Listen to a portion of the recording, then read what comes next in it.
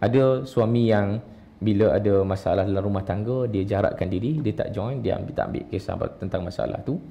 Bila isteri komen yang ajak jumpa kaunselor, ajak jumpa kaunselor keluarga, suami refuse, dia rasa dia tak nak pergi, dan timbul satu soalan, sebenarnya macam mana nak ubah suami saya ni?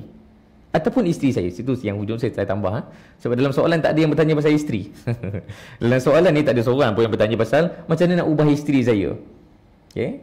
So dengan segala masalah yang ada pada pasangan kita tadi, macam mana kita nak ubah dia sebenarnya? Ni soalan yang penting. Okay? Suami yang tak nak selesaikan masalah keluarga, suami yang tak nak jumpa kaunselor, suami yang tak sokong kita, suami yang abusive, tak kisah perasaan kita, macam mana nak ubah suami aku ni? Jawapan dia apa?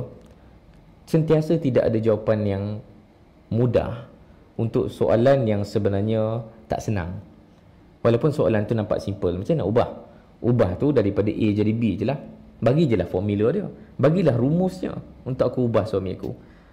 Tapi realitinya, sebagaimana diri kita sendiri, suami kita pun sebenarnya sangat kompleks. Pasangan kita pun sangat kompleks.